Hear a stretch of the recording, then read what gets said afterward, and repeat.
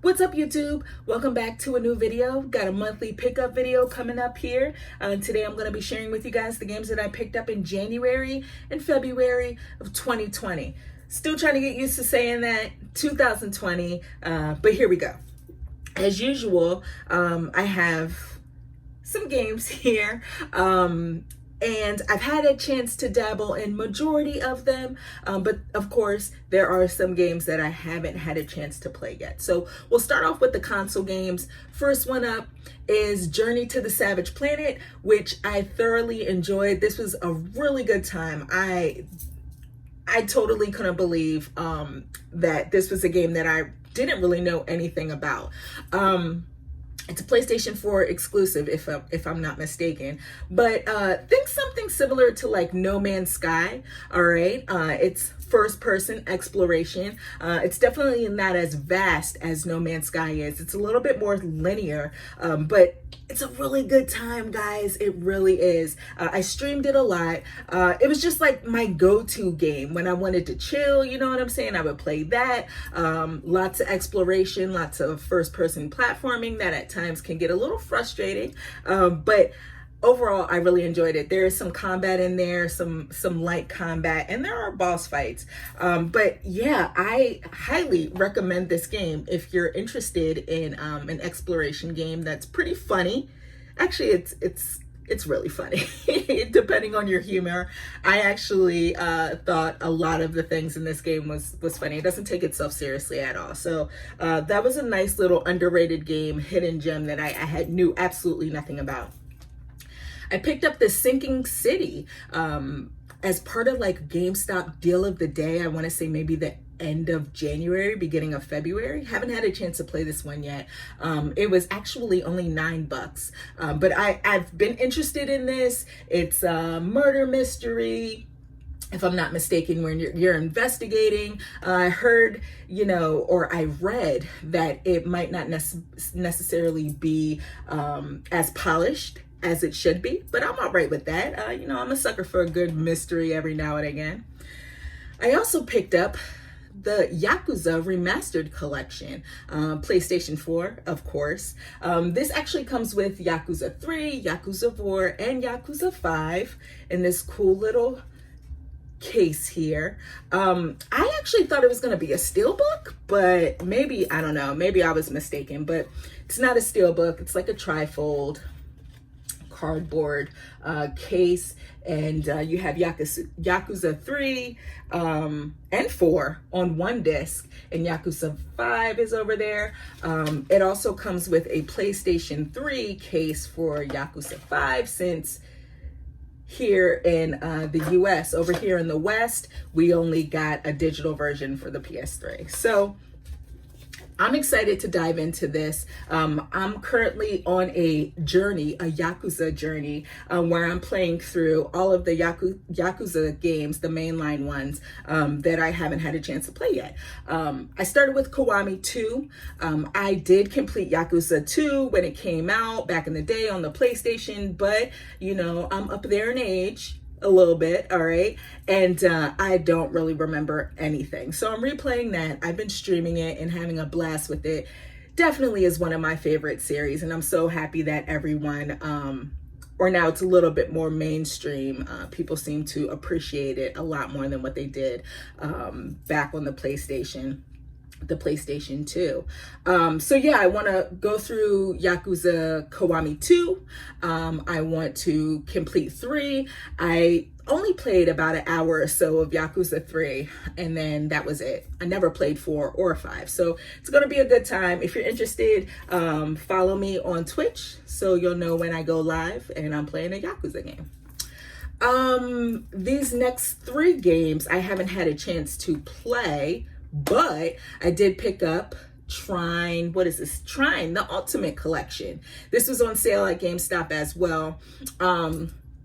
It wasn't a dealer of the day or anything. I think the price just dropped to I think it was $20, and then I had a $5 coupon, so it was like $15 for 4 games, which you really can't beat. I've never played any of the Trine games before, but this actually comes with Trine, the Enhanced Edition, Trine 2, the Complete Story, and Trine 3, the Artifact of Power, and then of course Trine 4, the new one, the Nightmare Prince. This came out the end of last year, and I thought it looked interesting, you know. So for $15 for 4 games, you know, really can't beat that. The first 3 Trine games are download codes, and then it actually, you have Trine 4 in there. So that'll be a fun time. If you guys have played those games, let me know how they are. 2 Point Hospital. This is still sealed up. Just got it. You know, I played a little bit of 2 Point Hospital on my PC, and the moment that I heard, of course, like it always happens, the moment I was eyeing this game and I was like, all right, you know, Steam had it on sale. I said, I'm going to bite the bullet and just get it, right? I don't remember how much I paid for it. It definitely wasn't full price. But I was like, I'm going to bite the bullet. I'm going to pick it up on Steam and play it, because I like simulation games. You know, I'm a fan of The Sims. I loved Roller Coaster Tycoon back in the day. I just like sim games overall. And I never had a chance to play, I think it was Theme Hospital, which this is based off of. And I think that came out on the PlayStation. Maybe I'm mistaken, either PlayStation or the PC back in the day. So yeah, I picked it up on Steam while it was on sale. I was like, great. Had a chance to play a little bit of it. And then I want to say maybe like a couple of weeks later, they were like, oh, guess what? It's coming out on the Switch and to consoles. So I was like, okay, just my luck, right? I stopped playing it, and I was like, I'm just going to get the Switch version because, you know, everything's great on the Switch. So yeah, hopefully I'll have a chance. Might stream that one. We'll see. That seems like a chill game as well, to kind of just play with. I also picked up in this, it came out on the same day as 2 Point Hospital. I haven't had a chance to play it. It's Mega Man Zero /ZX Collection, the Legacy Collection. And it comes with Mega Man Zero, Mega Man Zero 2, Mega Man Zero 3, Mega Man Zero 4, Mega Man Zero ZX, Mega Man Zero ZX Advent. I've never played any of these games. I played a bit of ZX Advent because I had the DS Mega Man ZX Collection, I think it was. And it seemed cool. And I've beaten a lot more Mega Man games since then. So I feel like, you know, I'm competent enough to play through all of these games. Plus I have heard that these games are super hard, but apparently this collection has more save. I guess you could play it on different difficulties, so I can kind of get through it and see what the story's all about. But I'm excited to try this out as well. All right, so we have 4 games here that I've had a chance to play, and I won't chat about them for too long, but the first one here is Contra Rogue Corps. You know what? It's unfortunate that this is a Contra game. All right. I haven't completed this game yet. I've played about maybe an hour and a half, close to 2 hours of it. It's not terrible, but when you put Contra on the front, it's almost like you're expecting it to be like the previous Contra games, like, right? I mean, I'm just saying, I have such fond memories of this series, particularly the first game and Super C. You know, love Contra Super C.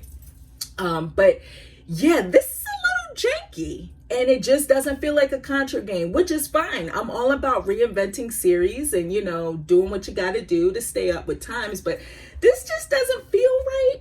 I'm going to see it through. Definitely not saying it's a bad game at all, but again, when you put Contra, all right, that name on it, I mean, you're expecting greatness. And as of right now, this definitely isn't great. This one here, oh boy, Tokyo Mirage Sessions Sharp FE Encore. Yay! Beautiful looking game.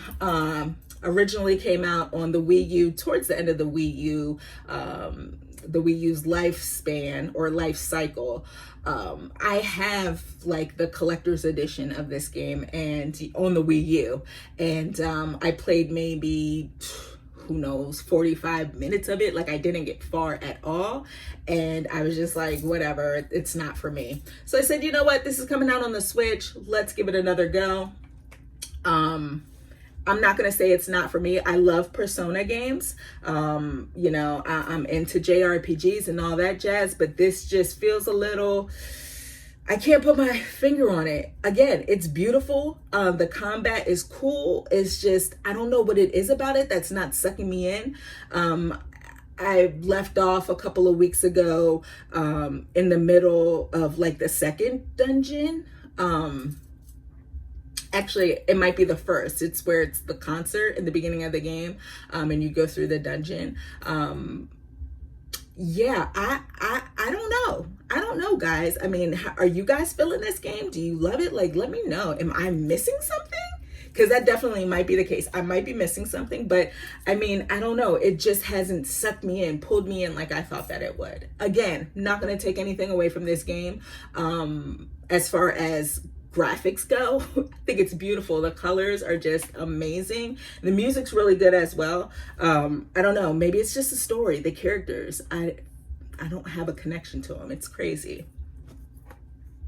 I also played a bit of Darksiders Genesis, which came out, I want to say the end of last year, sometime in December, beginning of December for Stadia. It was exclusive to Stadia for a little bit. And then, you know, the console versions came out last month, February. I think this came out Valentine's Day, if I'm not mistaken. I dig Darksiders. I love the series. I haven't had a chance to play Darksiders 3. I'm kind of holding off because I don't want to be burned like I have with 2 Point Hospital, like I told you guys earlier. I'm hoping Darksiders 3 hits the Switch. I don't know. That would be great. So I'm kind of holding off on that right now.